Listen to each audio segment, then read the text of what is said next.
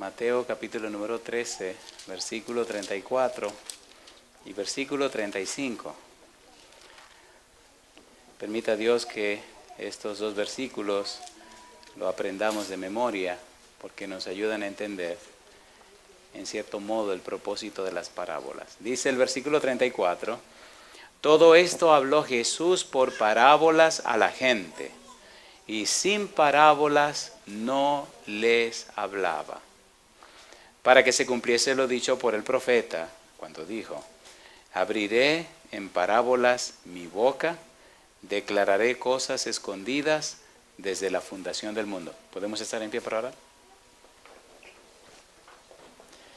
Querido Padre Celestial, acompáñanos en esta hora y permita que sus ángeles estén con nosotros. Que todo lo que ocurra en este lugar sea para la honra, la gloria y la alabanza de su nombre.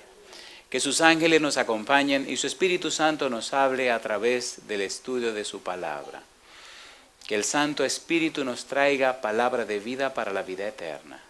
Que los amigos y amigas presentes, los hermanos y hermanas que están con nosotros en esta hora, puedan recibir su verdad, atesorarla en su corazón.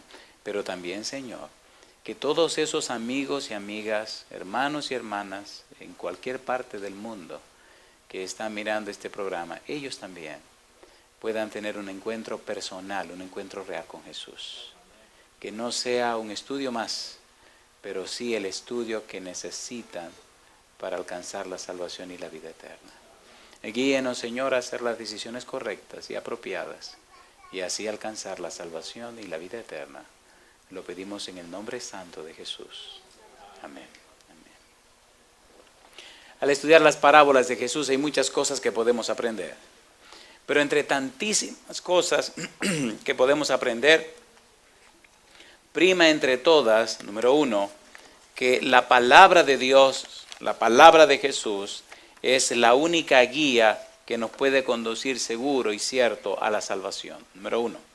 Y que esa palabra de Dios nos guía hasta la persona salvación que es Cristo Jesús. Las parábolas pronunciadas por Jesús en momentos, en circunstancias y en tiempos definidos nos ayudan a entender la verdad profunda del conocimiento de la salvación. Verdad profunda que había estado oculta por siglos, pero que últimamente se dio a conocer a través de los apóstoles y los profetas por medio del Espíritu Santo. Y no solamente eso, sino que esta verdad tan profunda, no solamente Dios la anunció a través de los hombres, profetas y apóstoles, sino que el mismo Dios vino a la tierra y se hizo hombre para anunciar esas verdades profundas. De allí la importancia de las parábolas. Las parábolas dicen más que lo que uno le puede sacar. Por ejemplo, el capítulo 21 y 22 del libro de San Mateo plantean el ambiente de tres parábolas. La parábola de los dos hijos, la parábola de los labradores malvados, pero también la parábola del banquete de bodas. Ya hablamos de la parábola del banquete de bodas. ¿Por qué Jesús presentó tres parábolas en ese ambiente, en ese momento histórico, en esa situación? ¿Qué era lo que estaba pasando? Recuerde que dice el versículo 35 del capítulo 13 de San Mateo, para que se cumpliese lo dicho por el profeta cuando dijo, abriré en parábolas mi boca, declararé cosas escondidas desde la fundación del mundo. Jesús va a revelar cosas ahora, pero tiene que saber cómo lo hace. ¿Por qué? Recuerde usted que las ciudades de Corazín y Betsaida y la ciudad de Capernaum lo rechazaron. Recuerde que los judíos lo rechazaron y recuerde que hasta Juan Bautista ya estaba como dudando un poco de si Jesús era o no era el Mesías. Recuerde que la expectativa judía para el Mesías era alguien que venía para conquistar, para gobernar, para triunfar, para acabar, para avasallar. Alguien que tomaría la nación judía para hacerla la nación más importante de toda la tierra. Y ahora, en fiel cumplimiento de la palabra de Dios, Jesús comienza a enseñarle la verdad a la que Él vino a la tierra. Hoy vamos a trabajar con lo que podría llamarse el marco histórico o el ambiente donde las parábolas se van a desarrollar. Por lo menos la número 1 y la número 2. Ya vimos la número 3. Si usted entiende el marco histórico, entiende el propósito no solo de las palabras, sino la intención y los motivos de Jesús al presentar esas tres parábolas. Y es interesante porque usted también tiene que tomar una decisión. Y yo también debo tomar una decisión, y usted también tiene que tomar una decisión donde quiera que usted se encuentre. Vamos al libro de San Mateo, al capítulo número 21. Es sumamente interesante lo que vamos a estudiar en este día, y es muy, muy profundo, muy profundo. San Mateo capítulo 21, versículo 1 en adelante, nos presenta lo que es la entrada triunfal de Jesús en Jerusalén. Hay algunos exégetas bíblicos que hablan acerca de la entrada triunfal de Jesús en Jerusalén. Algunos dicen que Jesús iba montado en un pollino, en un asno hijo de asna. Los primeros versículos del capítulo 21 nos dicen cómo Jesús manda a los discípulos a buscar un pollino joven, un asno joven. Le llaman pollino porque nadie se había montado antes en él. Y lo que le iba a suceder a los discípulos con los dueños del asno y cómo debían contestarle y todo lo demás hasta que trajeron el pollino. Cómo él entra a la ciudad de Jerusalén montado en un pollino. Y vamos a ver en los versículos 8 y 9 algunos detalles que vienen en un momento. Alguien escribió que quien llevaba la rienda del animalito era nada más y nada menos que Lázaro. Lázaro, después de haber sido resucitado. Recuerde que Lázaro vivía en Betania y Betania estaba muy cerca de Jerusalén. Recuerde que los judíos estaban rechazando a Jesús. Versículo 8, capítulo 21. Vamos a trabajar directamente. Dice el versículo 21, y la multitud, que era muy numerosa, tendía sus mantos en el camino, y otros cortaban ramas de los árboles y las tendían en el camino. ¿Por qué era una multitud tan numerosa? ¿De dónde apareció tanta gente? Número 1, era la época de la Pascua y habían venido judíos de todas partes del mundo. Así que mucha de esa gente se encaminaba para Jerusalén. Y en camino a Jerusalén, Jesús iba justamente montado en el pollino y la gente venía uniéndose a la procesión y entonces iban anunciando algunos títulos de Jesús que vamos a ver en el versículo 9. ¿Por qué es importante entender esto? Porque si usted no entiende lo que vamos a comenzar ahora, usted no entenderá el problema de las parábolas. Las parábolas tienen un sentido profundo y maravilloso, pero usted tiene que entender el ambiente en donde son dadas para comprender el mensaje que ellas contienen. Jesús va entrando montado en el pollino. La multitud se acerca con Jesús y van cantando hosannas al que viene en nombre el Hijo de David. Y van entrando. Versículo 8, una gran multitud. Número 1, gente que vinieron de todas partes del mundo para la fiesta de la Pascua. Y número 2, personas que habían oído hablar de que Lázaro, después de 4 días de muerto, había sido resucitado. Querían venir a ver a un muerto de 4 días resucitado. Eso nunca había ocurrido. Así que la gente se aglomeraba, la gente se agolpaba, y entonces los escribas y los fariseos comenzaron a preocuparse y a molestarse. Esta gran multitud anunciaba a Jesús como el Mesías, y la gente se sorprendían, y los discípulos se sorprendían porque Jesús decidió definitivamente, públicamente entrar a Jerusalén como el hijo o el descendiente de David. Versículo 9. Dice el versículo 9, y la gente que iba adelante y la gente que iba detrás aclamaba diciendo ¿qué cosa? Hosanna al hijo de David. Esto era un título del Mesías. Si era hijo de David, era heredero al trono. David fue el rey, su familia era los descendientes directo para el trono. Entonces el pueblo anunciaba su creencia de que ese que venía montado en el asno era nada más y nada menos que el descendiente de David. Y hay otra cosa interesante en el versículo 9. Dice, bendito el que viene en el nombre de ¿quién? Del Señor. ¿Y qué más? Hosanna, ¿dónde? En las alturas. ¿Se acuerdan cuando nació el niño Jesús, lo que cantaron los ángeles? ¿Se acuerdan de eso? Mire qué pasó más adelante, versículos 10 y 11. Cuando entró él en Jerusalén, toda la ciudad se conmovió diciendo, ¿quién es este? Y la gente decía, ¿qué cosa?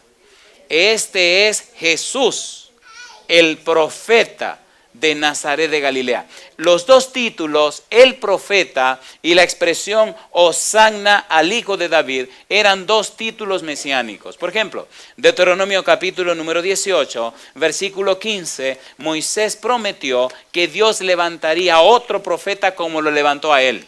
Y ahora la gente anuncia en la persona de Jesús este profeta a quien había anunciado Moisés. Dice Deuteronomio capítulo 18, versículo número 15. Profeta de en medio de ti, de tus hermanos, como yo, te levantará Jehová tu Dios, a él ¿qué cosa? Oiréis. Recuerde que hay un problema con los escribas y los fariseos. Recuerde que hay un problema con los judíos. Recuerde que en medio de esta situación, ahora Cristo hace su entrada triunfal en Jerusalén. Dos cosas van a ocurrir para que los judíos declaradamente comiencen a buscar la muerte de Jesús. Primero, la entrada triunfal en Jerusalén. Segundo, un incidente que veremos más adelante, que fue la purificación del templo. Estas dos cosas son el marco histórico, son la situación, el contexto, el ambiente donde Cristo va a decir las parábolas que dice. Y nosotros tenemos que sacar la lección. Cuando uno estudia la Biblia, tiene que ubicarse en tiempo y espacio. Tiene que saber qué se dice, quién lo dice, por qué lo dice, cuándo lo dice, por qué lo dice, para qué lo dice y qué pasó cuando lo dijo. Si usted no tiene eso claro, usted va a tener un concepto muy suyo de la Biblia, muy particular. La Biblia no fue traída para interpretación privada. La Biblia se interpreta a ella misma, ¿cierto o falso? ¿Sí o no? A ver, ¿sí o no? ¿Fue Mateo un expectante, una persona que estuvo presente en las situaciones que están pasando, sí o no? Sí, fue testigo de primera mano, así que le está escribiendo lo que él vio, lo que él vivió. ¿Qué sabemos hasta ahora? Cristo está haciendo su entrada triunfal en Jerusalén. Número 1. Número 2, una gran multitud lo está siguiendo. Número 3, están anunciando títulos mesiánicos. Número 4, sabemos que Lázaro va con él y la gente viene de curiosa a ver a Lázaro después de 4 días de muerto, como Cristo lo resucitó. Es un asunto que pasó cerca de Jerusalén. Algunos dicen que estaba a 2 kilómetros de Jerusalén. Betania y Jerusalén están cerquitita. Así que la gente sabe lo que pasó. Y la gente dice, no, si resucitó a un muerto de 4 días, este tipo tiene que ser el Mesías. Y ahora Cristo está entrando como el Mesías por las puertas de Jerusalén. Versículo 2 al 7. Capítulo 21, versículo 2 al 7. ¿Por qué Cristo entró montado a la ciudad en un asno, en un pollino? ¿Por qué no entró montado en un caballo? Y esa cosa es importante aclarar, la vamos a aclarar de una vez. Cuando Cristo entra montado en un pollino, habla o presenta claramente el cumplimiento de una profecía. Si ustedes miran en el capítulo 21, ahí al principio el mismo autor del libro de Mateo lo explica. Mateo capítulo 21, mire lo que dice el versículo, San Mateo capítulo número 21, ahí al principio, versículo número 5, ¿cómo dice?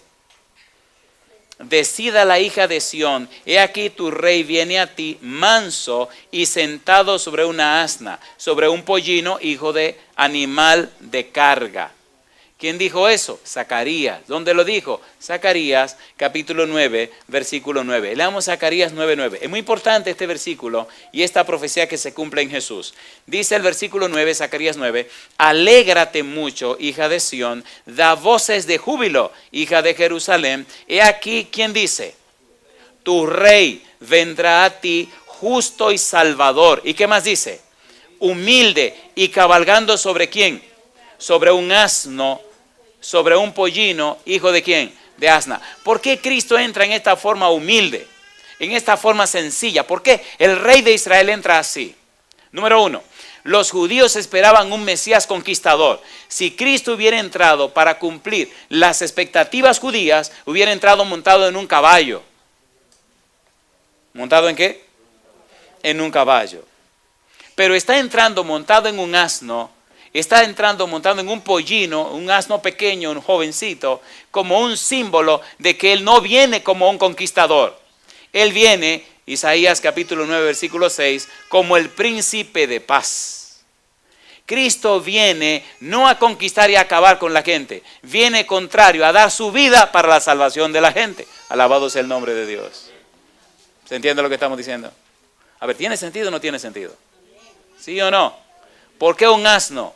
Porque viene como príncipe de paz. ¿Por qué un asno? Porque viene una actitud humilde. ¿Por qué un asno? Porque no viene a conquistar y a reinar, viene a sacrificarse, a dar su vida por los demás. Alabado sea el nombre de Dios. La expectativa judía del Mesías estaba contraria a la primera venida del Mesías. La expectativa judía estaba contraria justamente a las profecías mesiánicas que anunciaban el sacrificio del Mesías. ¿No decía el libro de Isaías capítulo 53 que el Mesías sería sacrificado? ¿Sí o no? A ver, ¿sí o no? Entonces él está justamente cumpliendo con esa profecía. Zacarías capítulo 9, versículo 9. Pastor, es muy importante esto. Es importantísimo entender esto y dejarlo bien claro. Los líderes judíos ven esto como un desafío y odian más a Jesús. Jesús entró sobre un pollino hijo de asna. Jesús entró como entraban los reyes en la antigüedad. Jesús entró como reclamando el trono que le pertenecía por ser descendiente de David. Jesús entró en contra de la voluntad de los líderes. Entró conforme al cumplimiento de la profecía. Los judíos esperaban un líder militar como Mesías, pero entró un redentor, un salvador, alguien que daría su vida por ellos. Y Apocalipsis capítulo 19 nos presenta a Cristo cuando venga como conquistador, cuando venga montado en un caballo, ya no en un asno. Apocalipsis capítulo 19, versículo 11 en adelante. Queridos, esto es bueno tenerlo bien claro para poder entender este conjunto de parábolas que estudiaremos mañana y pasado mañana. Apocalipsis capítulo 19, versículo 11 en adelante. Mire ahora, aquí Él no viene, en su segunda venida, no viene montado en un asno. Dice el versículo 11, entonces vi el cielo abierto, y aquí un caballo como blanco, y el que lo montaba se llamaba como fiel y verdadero, y con justicia juzga, ¿y qué más? ¿A qué viene este caballero? A pelear. Ya no viene a redimir, a salvar y a dar su vida. No, no, no. Ahora viene a pedir cuentas. Versículo 12. Sus ojos eran como llama de fuego. Cuando usted lee el capítulo 1 del libro de Apocalipsis y Juan ve a Jesús de cómo son los ojos, como llama de fuego. Y había en su cabeza muchas diademas y tenía un nombre escrito que ninguno conocía sino él mismo. Estaba vestido de una ropa teñida en sangre y su nombre es, ¿cómo? El verbo de Dios. ¿Qué dice San Juan capítulo 1 versículo 1? En el principio era el verbo y el verbo era con Dios y el verbo era Dios. ¿Y qué dice el versículo 14? Y el verbo se hizo carne y habitó entre nosotros. ¿Quién es este personaje? Cristo Jesús. ¿Cómo viene ahora? Viene montado en un caballo, venciendo y para vencer y arreglar a todos sus enemigos. Esta venida de la segunda parte, esto que ocurre en la segunda venida, era lo que los judíos esperaban en la primera venida. Y quedaron chasqueados. Ahora la pregunta que yo le hago a usted, si usted y yo somos testigos, si usted y yo conocemos lo de la primera venida y sabemos que en la segunda viene como viene, ¿por qué no cambiamos la actitud? ¿Por qué no resolvemos nuestro problema con Dios? ¿Por qué no resolvemos nuestra situación delante de Dios? Jesús cuando venga no viene a redimir ni a salvar, viene a pedir cuenta a la gente. Por favor, ¿se entiende lo que estoy diciendo? ¿Sí o no? Todo su sacrificio, todo su dolor, toda su pena, toda su angustia, toda su ansiedad, toda la sangre derramada, todo lo que hizo, ahora viene a reclamar. Ok, ¿cuál es la decisión de ustedes? ¿Me aceptaron o me rechazaron? Y viene a pedir cuenta, viene a pelear, a romper cabeza. Ya no a llorar, a sufrir. No, viene a poner las cosas en su lugar. ¿Es importante saber esto? ¿Sí o no? ¿Sí o no? Dice, versículo número 13, 14, y los ejércitos celestiales, vestidos de lino finísimo, blanco y limpio, le seguían en caballos blancos. ¿Los qué celestiales dice? Los ejércitos celestiales. ¿Qué cosa es un ejército? Es un grupo de personas que van cantando por la calle, ¿verdad? ¿Qué es un ejército? ¿Para qué son los ejércitos? Para pelear. Una pregunta le hago. ¿Usted cree que está listo ya para ver venir los ejércitos celestiales? ¿Ha arreglado usted su vida con Dios? ¿Tiene su vida ok con el Señor? Entonces, ¿qué es lo que usted está esperando? Vamos a ser sinceros los que nos llamamos cristianos. ¿Verdad que hay muchas cosas que tenemos que poner en su lugar? Porque no comenzamos ya. ¿Qué es lo que estamos esperando? ¿Sí o no? ¿Sí o no? Miren, estamos en una época de crisis, una crisis tan espantosa, que las religiones están tratando de acomodarse a la voluntad de la gente. Eso es criminal. ¿Cuál es el único camino de salvación? Jesucristo, Jesucristo, Jesucristo. Si usted no camina como Cristo dice, usted está perdido aunque brinque y patalee, olvídese. La única fuente de salvación es Jesucristo. ¿Ya le entregó usted su corazón a Jesús? ¿Ya comenzó a caminar como Jesús manda? ¿Ya está haciendo lo que Jesús dice? ¿Está acoplado con Jesús? ¿Entregó todo su ser en las manos de Jesús? ¿Ya usted aceptó a Jesús como su Salvador? Si usted no lo ha hecho, esta es una buena oportunidad para hacerlo. Una pregunta, queridos, ¿se entiende por dónde vamos? ¿Tiene sentido que estemos aclarando todo esto para entonces luego entender las parábolas? ¿Sí o no? ¿Se han dado cuenta que generalmente nos dan las porciones de la Biblia como si ya entendiéramos todo el resto? Aquí tiene, ¡pum!, y nos las interpretan. Pero espérate un momento, querido, dime cómo es el negocio, ¿dónde viene esto? Porque esto es así. Cuando llegué a la iglesia hace 20 y tantos años, algunos se desesperaban conmigo, porque yo no sabía ni buscar en la Biblia, pero tenía una montaña de preguntas. Y cuando le preguntaba a alguien, oiga, ¿qué significa esto? Ah, mira, Andrés, eso significa esto, esto y lo otro. Ah, sí, sí. ¿Y por qué significa eso? No, porque mira, la Biblia lo dice. ¿Dónde lo dice la Biblia? Ah, mira, lo dice aquí, aquí. ¿Y no dice lo contrario en otro sitio? No, ¿cómo usted sabe que no dice lo contrario en otro sitio? Y se molestaban conmigo, me miraban así. En fin, ¿qué es lo que tú quieres decir? Digo, eso es lo que usted dice, sí. Y eso fue lo que usted leyó, sí. ¿Y no habrá otra cosa diferente a eso en la Biblia? Bueno, no creo que no. ¿Usted no cree que no? Usted no sabe que no. ¿Cuál de las dos? Hoy se molestaban, al final no me vienen a decir. Y dije, bueno, yo voy a tener que buscar mi propio método. ¿Qué libro me recomienda para estudiar esto? Ah, cómprate el libro tal. Y compraba el libro y lo leía. ¿Qué libro me recomienda para esta cosa? Tal cosa. Y la compraba y la leía. Y saben que eso me ayudó cuando llegué a la universidad a enseñar. ¿Usted cree que los estudiantes no van a hacer preguntas? ¿Sí o no? Y cuando me venía un estudiante con una pregunta de esas raras, que hacía tiempo que la había hecho, me reí, lo miraba y le decía, muchacho, tú no sabes el lío que me encontré yo por hacer esa misma pregunta hace 10 años atrás. Y te voy a decir lo que me respondieron. Me dijeron esto y esto y esto y esto. Y eso no es. La verdad es esta y esta y esta y esta y esta. Y muchos de los alumnos terminaban bautizándose al final de la clase. Recuerdo uno que estudiaba computación y era una exigencia, un requisito, perdón, una clase que enseñaba, que se llama Vida y Enseñanza de Jesús. Y un día él muy molesto, se sienta, pues no era cristiano, se sienta así molesto con todo ese orgullo un orgullo bobo, no sé por qué el orgullo, todos los orgullos son bobos. Y en medio de la clase así como muy molesto, muy así, me dice, oiga maestro, y le digo, dime Rafi, ¿y por qué yo tengo que estar en esta clase si a mí ni me interesa la religión, ni me interesa, a mí no me interesa esta mojiganga, yo vine a estudiar aquí computación, yo no tengo que estar en esta clase? Y lo miré y me sonreí. Le dije, el que te oye hablar a ti. Dice, ¿cómo así? El que te oye piensa que tú eres un dragón y tú tienes un corazón de cordero. Al final del año tú te vas a bautizar. Y empezó a reírse. Yo, usted está loco. Digo, tú verás, yo te voy a bautizar a ti. Ahora vive en Japón. Pasó 3 años buscando mi teléfono. Y lo encontró y me llamó y llorando me decía, ministro, ¿cuánto deseo tengo de verlo? Oh, perdón, al final del año lo bauticé. Era el más bocón de la clase. Pero un tipo brillantísimo. Y comenzamos de juego. Y las cosas profundas en la clase que no se podían aclarar, se me aparecían en la casa. Oiga, ministro, vine para que me aclare esto. Vamos. Y le aclaraba, y le aclaraba, y le aclaraba. Hasta que un día me dijo, yo estoy listo. Le dije, te lo dije. Se bautizó, se hizo ingeniero en computación. Es un cristiano, mire, por el libro. Hace muchos años vive en el Japón. Yo le hago una pregunta a usted. ¿Es Cristo todopoderoso? ¿Sí o no? ¿Es su palabra poderosa? Entonces, ¿qué es lo que pasa con nosotros? Si Cristo es todopoderoso, si su palabra es poderosa y lo tenemos a los dos, ¿qué pasa con nosotros? ¿Por qué somos tan flojos?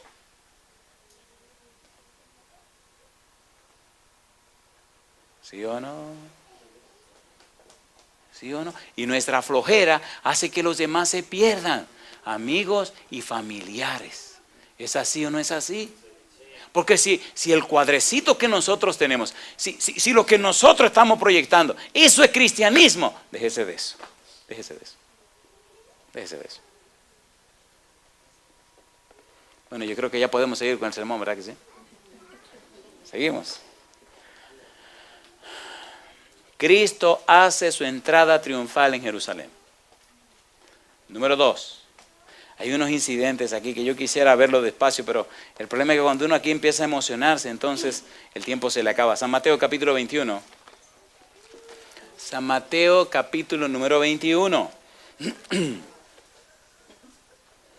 San Mateo capítulo 21, versículos 12 en adelante. En esta sección vemos a Jesús, ¿qué cosa? Limpiando, purificando el templo, le dicen los autores de la Biblia. San Mateo capítulo 21, versículo 12, dice el verso 12, y entró Jesús en el templo de Dios y echó fuera a todos los que vendían y compraban en el templo, y volcó las mesas de los cambistas y las sillas de los que vendían palomas. Ok, es posible que algunos no entiendan lo que está pasando. ¿Me permiten explicarle a los que no entienden esto? ¿Sí o no? Recuerden que vino mucha gente de cuánta parte del mundo, de todas partes del mundo. Como venían de tan lejos, ellos no podían traer corderos y animales para sacrificarlo en el santuario, en el templo. Cuando la persona venía, era ley presentar un sacrificio a Jehová. Como no podían traer los animalitos, traían el dinero. ¿Dinero para qué? En el templo se hizo un negocio. Primero, eso eran unos barbarazos. Hicieron de que en el templo se iba a usar una moneda específica, la moneda del templo. Así que usted trae su dinero de donde usted venía y tenía que cambiarlo en el banco del templo. Ahí era la primera ladronada, el primer robo que le hacían a usted, y le robaban. Porque lo ponían al precio que ellos quisieran. Sí, los sacerdotes de ahí del templo no eran fáciles. Así que le cambiaban el dinero a como ellos dijeran. Ok, ya usted cambia el dinero por dinero del templo. Ahora tiene que comprar los animalitos.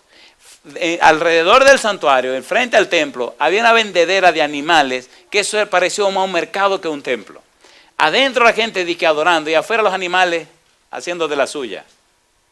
¿Me entienden? El balido de las ovejas y las palomas, su arrullo. Y eso es una cosa espantosa, algo desagradable.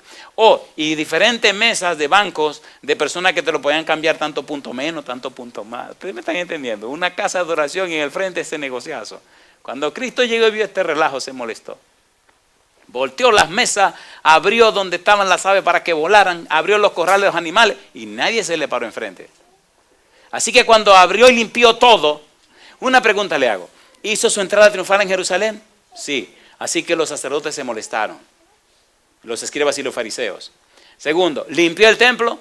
Pues se molestaron más. Así que esta gente estaban ardiendo en contra de Jesús. Tan molestos estaban, tan incómodos estaban, que empezaron a fraguar o empezaron a buscar la manera de poder matar a Jesucristo. Y antes de entrar en ese complot para matar a Jesucristo, vamos a ver un pequeño detalle que hace notar un escritor bíblico, uno de nuestros teólogos. Él dice que hasta ese momento de la purificación del santuario, los sumos sacerdotes habían sido mencionados solamente 3 veces en el Evangelio de San Mateo. Pero de ahí en adelante, hasta el resto del Evangelio, se mencionó a los sumos sacerdotes 32 veces. ¿Cuántas veces? 32 veces. ¿Por qué? Se levantaron y dijeron, a este tipo hay que arreglarlo rápido. Número 1, llamó la atención de todo el mundo entrando como entró en la ciudad. Y número 2, ahora mostró más autoridad en el templo, por encima de nosotros. Así que tenemos que arreglarlo lo más pronto posible. Hay un detalle interesante que no puede pasarse por alto. Mire lo que dice en el libro de San Mateo capítulo 11, versículo 1 en adelante. A ver si se acuerdan de San Mateo 11, 1 en adelante.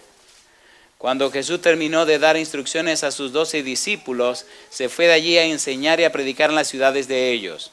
Y al oír Juan en la cárcel los hechos de Cristo, le envió 2 de sus discípulos para preguntarle: ¿eres tú aquel que había de venir o esperamos a otro? Respondiendo Jesús les dijo: id y haced saber a Juan las cosas que oís y veis. Los ciegos ven, los cojos, ¿qué cosa?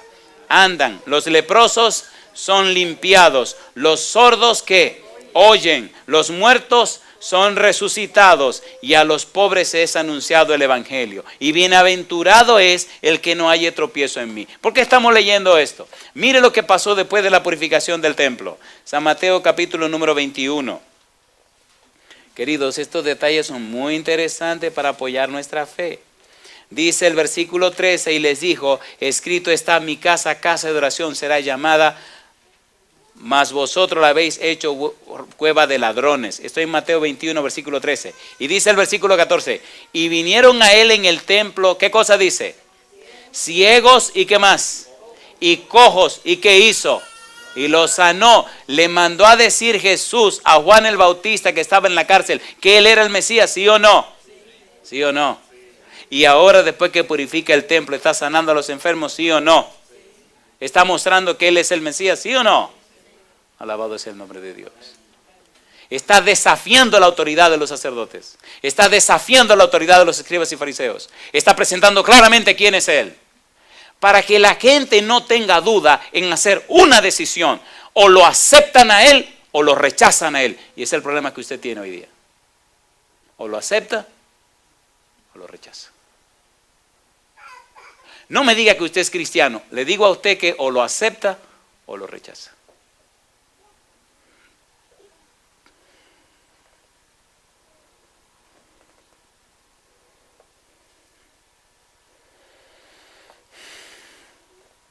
En el Evangelio según San Marcos, en el capítulo 11, hay un detalle que no está en el Evangelio según San Mateo.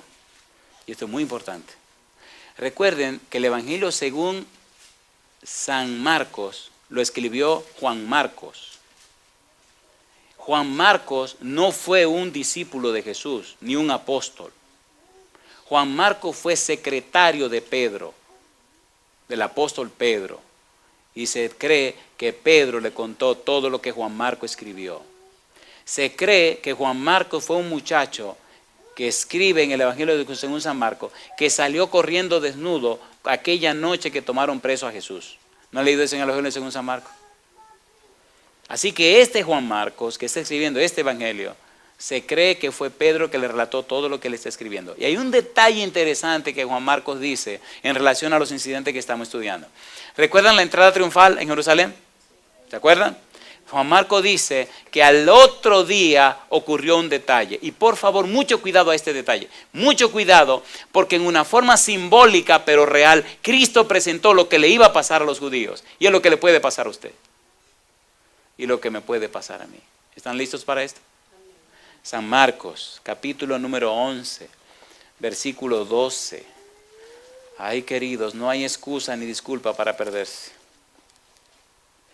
San Marcos, capítulo 11, versículo 12. ¿Cómo dice la primera frase? ¿Al día siguiente de qué?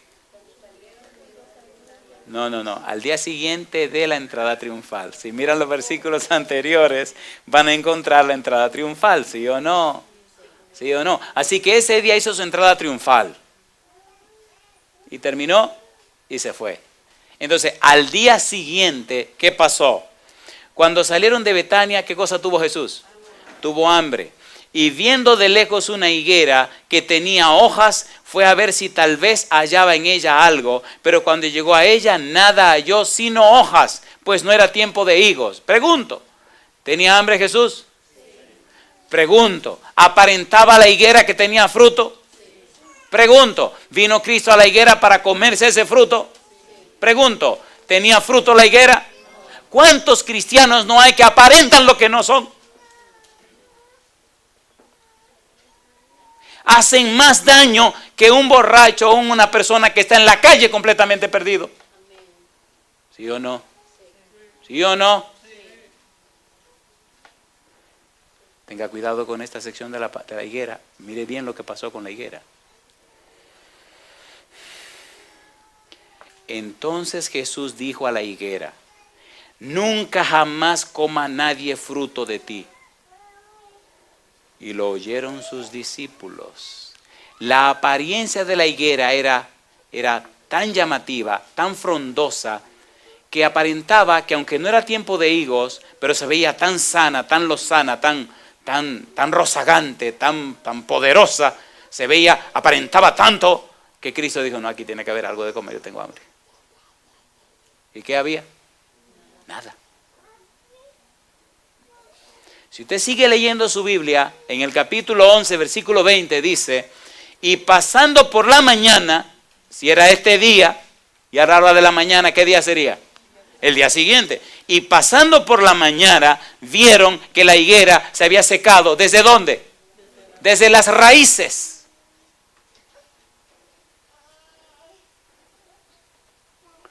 ¿Tiene una lección esto para nosotros? ¿Sí o no? Los escribas y los fariseos aparentaban mucha religiosidad. Los sacerdotes aparentaban mucha consagración y dedicación a Dios.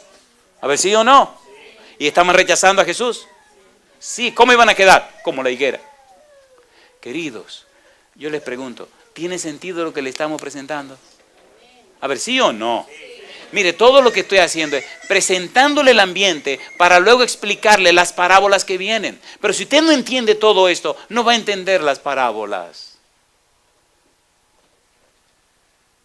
¿Tiene sentido? ¿Tiene hilación?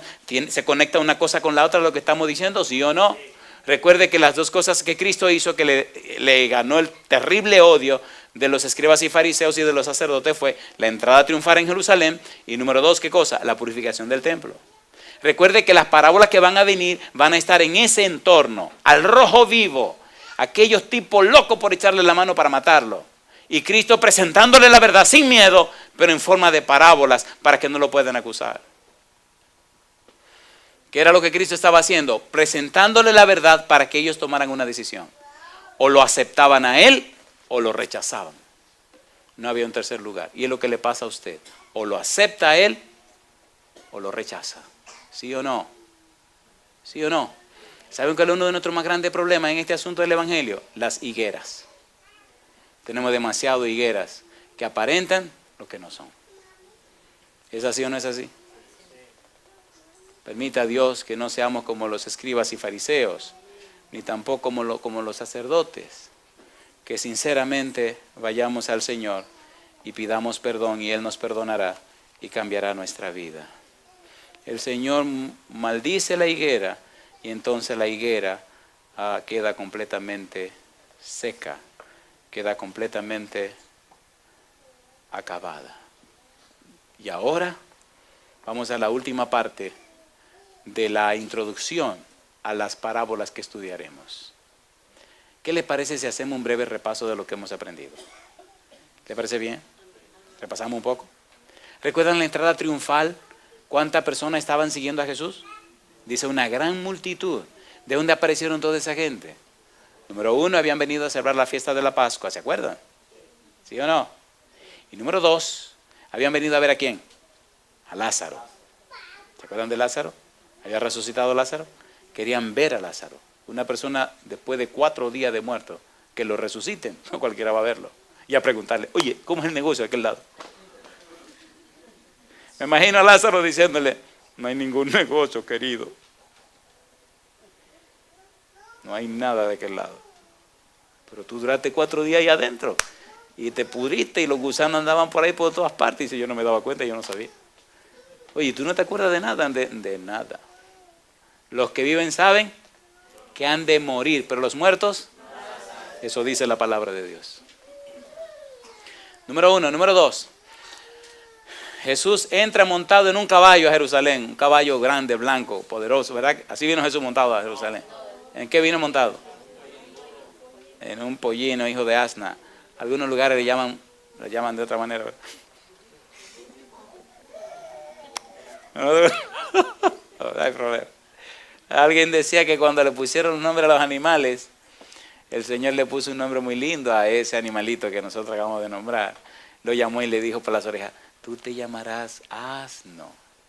Y él dice, ¿cómo? Asno. Ay, pero qué nombre tan lindo. Yo me llamo asno, asno. Y salió cantando su nombre. Me llamo asno, asno, asno. Y levantaba las orejas así y decía asno, asno. Y en la tarde parece que se le olvidó. Y dice, ¿cómo es que yo me llamo? Porque el asno como que no era muy inteligente. Y entonces viene y le dice, ¿cómo es que yo me llamo, Señor? Asno, asno. Oh, sí, asno, asno, asno. Bueno, y después de tanto preguntar, ¿quién fue que le puso nombre a los animales? Recuerden que el Señor, que estoy hablando de Adán, no estoy hablando de mi Señor, sino el Señor Adán que le puso los nombres. Entonces al final ya medio molesto, el señor asno viene otra vez donde Adán a preguntarle, oiga, ¿cómo es que yo me llamo? Dice Adán, mira, tú eres un burro, tú eres un burro. Dice, también soy un burro, pues soy burro y nunca se le olvidó. Así que, ¿cómo le llamamos al asno? Burro, que nunca se le olvide. Muy bien, vamos a cerrar este negocio. Así que venía montado en un pollinito, ¿verdad? Un pollino es un burriquito joven que no ha sido montado todavía. Zacarías 9:9, ¿qué dice? Que vendría como vendría el rey. Manso y humilde, montado ¿en qué cosa? En un pollino. ¿Por qué no vino montado en un caballo? No venía a pelear. ¿A qué venía Cristo? A sacrificarse por la humanidad, a entregar su vida por la humanidad. ¿Por qué venía montado en un pollino, en un asno? Porque en la antigüedad los reyes entraban montados en un asno. ¿Sí o no? ¿Sí o no? Ok. Cuando Cristo llega al templo y está todo hecho un pandemonio, ¿qué hace Cristo? ¿Purifica qué cosa? El templo. Tira las mesas, deja libre los animales y entonces, ¿qué hace con todos los enfermos que había en el templo? Los sana. ¿Era una muestra de que Jesús era el Mesías, sí o no? ¿Sí o no? Ok. Cuando Cristo termina el día de la entrada triunfal, al día siguiente, antes de llegar al templo, ¿con qué se encontró en el camino? ¿Con una qué? Una higuera. ¿Era hermosa la higuera? ¿Aparentaba tener fruto? Cuando Cristo llegó a buscar fruto, ¿qué encontró? ¿Qué hizo Cristo con la higuera? La maldijo. Y al día siguiente, cuando pasaron otra vez por allí, ¿cómo estaba la higuera? Completamente seca. ¿Completamente cómo? Seca.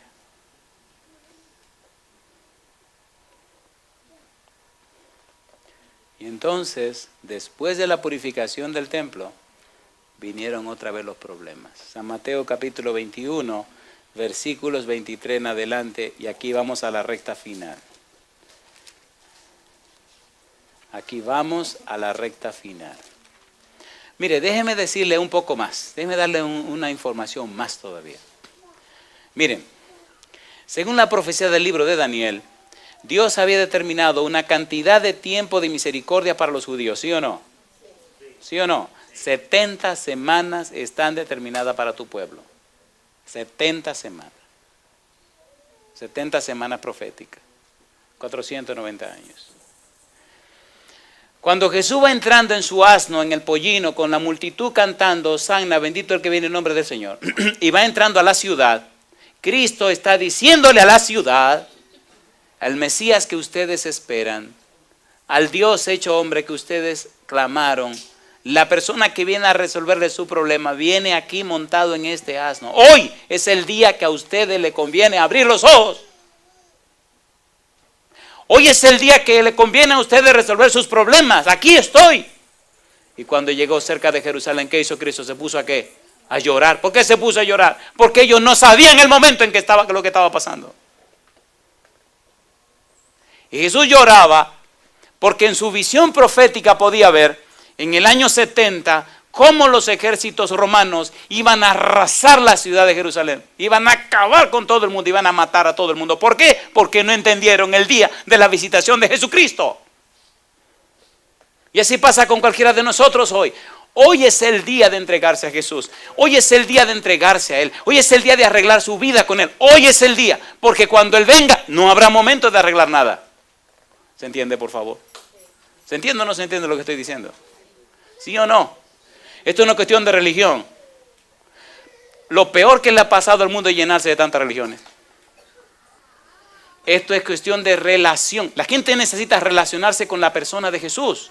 Necesita conocer a Jesús, pero espérese. A un Jesús de la palabra de Dios, a un Jesús de la Biblia, no a un Jesús inventado como están haciendo en muchos lugares en este mundo hoy día. Ahí no hay muchos Jesús modernos que están dejando que cada quien haga lo que le dé la gana. ¿Sí o no? ¿Sí o no? Religión a su manera. ¿Usted quiere venir a adorar con chancleta? Venga. ¿Quiere venir? Venga. Venga.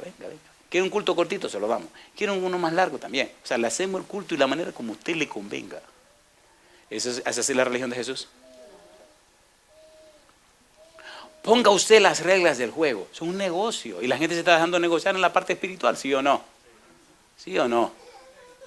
Cristo vino clarito y derecho. San Mateo capítulo 21, versículo 23. Dice el verso 23.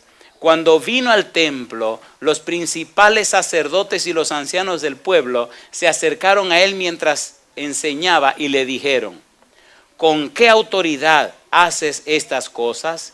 ¿Y quién te dio esta autoridad? ¿Le están desafiando, sí o no? ¿Sí o no? ¿Sí o no?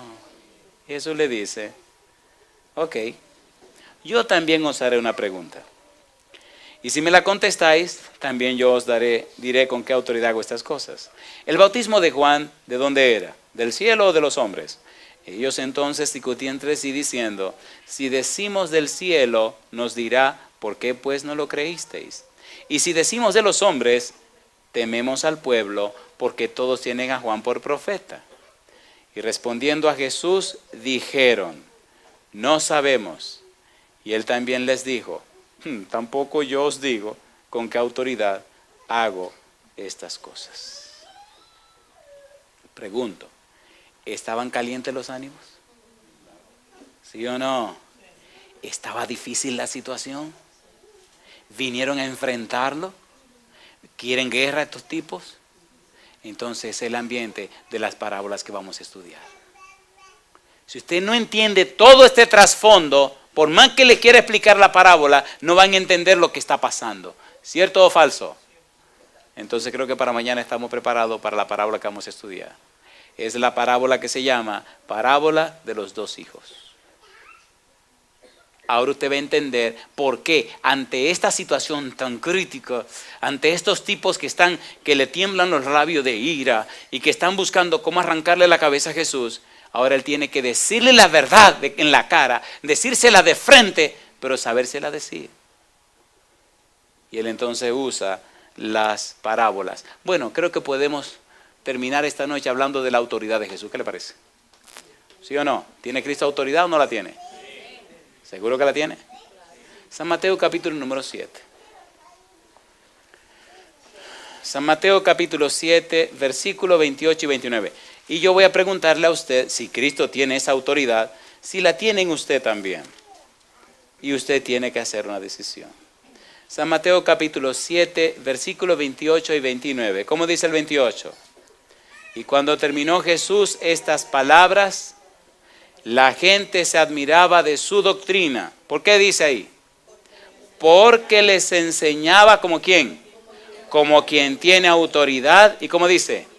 Y no como los escribas. ¿Cómo enseñaban los escribas? Los escribas enseñaban las tradiciones que los antiguos maestros habían sacado. Los escribas decían las cosas que los hombres decían de Dios. Los escribas instruían al pueblo en relación a lo que los sabios del pueblo judío habían dicho con relación a esa verdad. No solamente tenían la Torá, no solamente tenían el Torón, sino que tenían los Targumes, tenían la Midrash, tenían la Gemara y tenían otros libros que eran explicaciones de la Biblia y enseñaban las explicaciones de la Biblia y no la Biblia. Es decir, enseñaban lo que los hombres decían de Dios y no lo que Dios decía a los hombres. Cuando un hombre o una mujer habla en nombre de Dios y usted quiere ver que glorifica a Dios o se glorifica a sí mismo, tome en cuenta esto. Los hombres que glorifican a Dios presentan la palabra de Dios, pero los hombres que quieren gloria presentan lo que los hombres dicen de Dios. ¿Y qué le importa eso? ¿Qué es lo que importa? ¿Lo que los hombres dicen de Dios o lo que Dios le dice a los hombres? Lo que Dios le dice a los hombres. ¿No es eso lo que estamos estudiando? ¿Sí o no? ¿Sí o no? ¿No estamos leyendo la Biblia? Capítulo número 5. La humanidad necesita saber qué es lo que Dios dice. Tenemos un mundo con 2000 años oyendo lo que los hombres dicen de Dios. ¿Y qué es lo que pasa con este mundo? Peor cada día. Es curioso que cada día hay más universidades, Cada día hay más doctores, cada día hay más científicos, cada día hay más de todo y cada día estamos peor, ¿o no? Mire la vida de los cristianos hoy día. Tantos conocimientos y tanto tecnicismo y tanto modernismo y dan vergüenza. Dan vergüenza. Cuando usted viaja ve tanto cristiano que usted cree que nada más le faltan las alas para abrirse. Sí, alas de ángeles caídos. Engañan, mienten, fingen, hacen trampa. Y enganchados en las iglesias haciendo y engañando a la gente. ¿O no? ¿Sí o no? A ver, ¿sí o no? Alguien tiene que decir las cosas. Y eso hace que otros no quieran llegar. Pero déjeme decirle una cosa, querido. Maldito el varón que confía en el hombre, pone carne por su brazo y su corazón se aparta de Jehová. Si por la maldad de otra cizaña que anda por ahí suelta, usted se pierde, usted no tiene ninguna disculpa. Jesús dijo, mirad a mí. Isaías 45:22, mirad a mí y se salvo todos los términos de la tierra, porque yo soy Dios y no hay más. Eso fue lo que dijo el Señor en Isaías 45:22. ¿Y qué dice Hebreos capítulo 12, versículo 2? Puestos los ojos en Jesús, el autor y consumador de la fe. Mírenlo a Él, no a los hombres, no. Concéntrese en el Señor Jesús. ¿No estamos hablando de Jesús cada noche? ¿Sí o no? Sí. Capítulo 5, versículo número 27. 5:27, dice la Biblia, Jesús dice, oísteis que fue dicho, no cometerás adulterio. ¿Y ahora qué dice Jesús? Pero yo os digo, que cualquiera que mira a una mujer para codiciarla, ya adulteró con ella, ¿dónde? En su corazón. Mi pregunta, ¿era esto lo que se había dicho? Sí. ¿Le añadió Cristo un elemento más? Sí. ¿Tiene la autoridad para eso? Sí, Señor. Él es el jefe, es el dueño de este negocio. Cosa linda. Capítulo 5, versículo 31. También fue dicho, cualquiera que repudia a su mujer, dele carta de divorcio. Pero yo os digo, que el que repudia a su mujer, a no ser por causa de fornicación, hace que ella adultere, y el que se casa con la repudiada, comete adulterio. ¿Quién está hablando? ¿Tiene autoridad o no tiene autoridad? Cosa linda. Mi pregunta para usted en este momento, ¿y usted qué piensa hacer? ¿Piensa entregarse al Señor Jesús? ¿Aceptar la autoridad de Jesús en su vida? ¿Sí o no? ¿Sí o no? ¿Sí o no? Seguro que sí. Pensemos por un momento que aquí nadie es religioso, nadie es cristiano. Los años que usted tiene en la iglesia, por un momento póngalo a un lado. Cuando nos encontremos delante del Señor, ¿valdrá de algo todos los años que hemos caminado en este camino? ¿De qué valdrá? De nada. ¿Se acuerdan? Bueno, hay una parábola que vamos a estudiar. ¿Se acuerdan la parábola de la viña? Los que comenzaron a trabajar ese día a las 6 de la mañana, ¿cuánto le pagaron? Un denario. ¿Y a los que comenzaron a las 5:30 de la tarde? Un denario. ¿Cuántas horas trabajaron los que empezaron a las 6 de la mañana? 12 horas. ¿Y cuántas horas trabajaron los que empezaron a las 5:30 de la tarde? Media hora. ¿Y cuánto le pagaron? Un denario. ¿A quién le pagaron primero? A los que empezaron más tarde. Porque los últimos serán. Así que asegúrese, querido. Hay mucha gente nuevecita que va a empezar este negocio ahora y va a entrar primero. Oiga, pastor, ¿qué es lo que usted no está diciendo? Le estoy diciendo que usted no va primero que nadie. De la misma manera que usted comenzó la vida cristiana, la tiene que terminar. Siempre por la gracia de Dios y por el amor del Todopoderoso. Nunca porque usted sea bueno. Nunca porque usted ya di que la logró. Agárrese de ahí que se va a caer. Déjame hacer una pregunta atrevida y directa. Y aquí termina este negocio. Una pregunta le voy a hacer. ¿Usted se atreve a tomar la decisión de seguir a Jesús, pase lo que pase y venga lo que venga? ¿Se atreve usted esta noche? Póngase en pie conmigo. O ustedes también, donde quiera que estén, si se atreven a desafiar al mundo, a la gente, a lo que dirán y se atreven a decirle sí al Señor Jesús, póngase en pie con nosotros también. Hay una frase en el libro de San Lucas, me gusta lo que es el precio de seguir a Jesús. No se crean que a pasarse un picnic allá en Jarabacoa, en la República Dominicana o en Puerto Plata, en la playa, no. Esto es un asunto de playa, querido, este es un asunto caliente.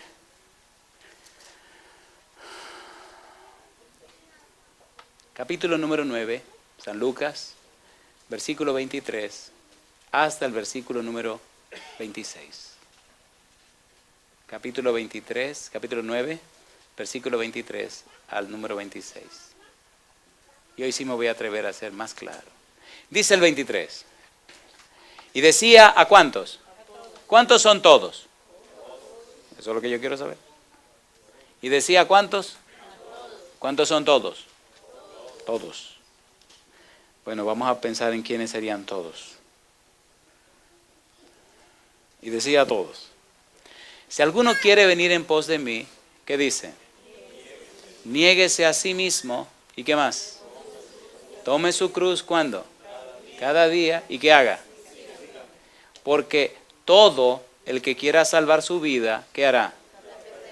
Y todo el que pierda su vida por causa de mí, éste la salvará. Pues, ¿qué aprovecha al hombre si gana todo el mundo y se destruye o se pierde a sí mismo? Porque el que se avergonzare de mí y de mis palabras, de éste se avergonzará el Hijo del Hombre cuando venga en su gloria y en la del Padre. Yo le pregunto a usted una cosa. ¿Verdad que estas palabras de Jesús están bien claras? ¿Sí o no? Lo que ya somos cristianos de algún tiempo, ¿verdad que deberíamos tener un testimonio diferente al que tenemos hoy día? ¿Verdad que si el Señor viniera esta noche pasaremos un mal rato? Seamos sinceros, ¿sí o no? Mire cuántas almas hay alrededor de este lugar. Cuánta gente vive cerca de nosotros. Ustedes no se molestan si le hago un par de preguntas duras y difíciles, no me la tienen que contestar. Ok, levanten la mano todos los que no son miembros de nuestra iglesia, que son amigos y amigas que están viniendo. Levanten su mano derecha, solo yo voy a hacer una pregunta. Aquí veo algo, ok, aquí veo estas manos, muy bien. Hoy es, bueno, el día que es. Mañana vamos a tener una semana de estar aquí todas las noches, ¿sí o no? Yo le voy a hacer una pregunta de corazón. Y si usted se quiere molestar, mire, moléstese, no me interesa, moléstese si usted quiere. Pero esta semana, ¿ha orado usted de corazón? ¿Ha tomado usted en su corazón a alguna persona que no es miembro de nuestra iglesia y ha estado usted clamándole a Dios para que el Espíritu Santo toque su corazón, para que Dios descienda y le hable, para que el Señor lo gane para su reino? ¿Se ha ocupado y preocupado usted por alguien, por lo menos por una persona, para que en esta semana conozca a Jesús y se entregue a Jesús? ¿Siente usted en su corazón esa ansiedad, ese amor, esa necesidad de que esa persona se entregue al Señor? No me tiene que contestar. ¿Ha perdido el sueño alguno de estas noches pensando que una persona puede que se entregue o que no se entregue al Señor? ¿Lo ha hecho usted? ¿Hay alguien en su mente por lo que usted está trabajando y está orando y está clamando a Dios para que esta semana le entregue su corazón a Dios? ¿O usted nada más viene a recrearse, a aprender cosas nuevas y a ver cosas nuevas y no? ¿Es eso lo que usted está haciendo? Perdonen, pero no estamos en el tiempo de perder el tiempo. Si usted no se arregla para su salvación, se puede perder. ¿Verdad que me entienden, por favor? Ahora yo le hago una pregunta. ¿Cómo se sentirá usted cuando Jesús venga y usted vea que sus amigos, sus hermanos, sus familiares se perdieron? Es lo que yo siempre me pregunto. Cuando Jesús venga, ¿qué pasará con aquellos que por estar callados, por no decir nada, el vecino de al lado angustiado y ansioso? Ay, pero ¿cómo tú nunca me dijiste nada? ¿Cómo? ¿Pero cómo tú sabías? Yo no supe nada. Compañeros de trabajo, familiares, hijos, esposos. No era que yo no te quería ofender, me hubiera ofendido. Mira, ahora me perdí. Ustedes no han pensado en eso. Años van y años vienen. Y la gente perdiéndose al lado de nuestra casa. ¿Cómo es posible? Algunos me dicen, usted tiene que cuidarse un poco más. ¿Pero para qué? ¿Para qué cuidarme más? He tenido sueños con los ángeles y me dicen en sueño, Andrés, tiene que descansar. Digo, ¿pero para qué? La iglesia está llena de gente que no hace nada. Todo el mundo está cansado. ¿No se dan cuenta que todo el mundo está cansado? Todo el mundo quiere descansar. Todo el mundo piensa hasta en la jubilación. Esto es una epidemia ahora la cuestión de la jubilación. Nada más hablan de la jubilación. Muchachos recién graduados que entran a la universidad, que están recién graduados. Pues hay que pensar en la jubilación. Digo, pues jubílate ahora, bandido. Si no ha empezado a trabajar y está pensando en la jubilación. Seamos sinceros, ¿verdad? Que el día no la pasamos pensando en nuestras conveniencias. ¿Sí o no? Entonces mi pregunta es, cuando Jesús venga y toda esta gente se pierda, ¿con qué cara usted lo va a ver a Él? Es lo que yo me pregunto cada madrugada. Señor, ¿pero cómo estos hijos tuyos están así, tan dormidos? Que no le importa que sus familiares se pierdan. ¿Tenemos o no tenemos amigos que amamos y familiares que se están perdiendo, sí o no? Entonces hagamos algo. Yo no sé si sea un atrevimiento de mi parte, pero a mí me gustaría orar esta noche solamente por los amigos que no son miembros de nuestra iglesia. ¿Ustedes me dejan hacerlo? Levanten la mano los que no son miembros de nuestra iglesia. Los demás no levanten la mano. Solo levanten su mano. Aquí veo 2 manos, veo otra mano, veo otra mano. Déjenla arriba, vamos a orar. Dejen su mano arriba, vamos a orar. Solo por ustedes. Señor querido, aquí están estos hijos suyos que han venido aquí esta noche. ¿Quiénes son? ¿Dónde son? Señor, yo no sé.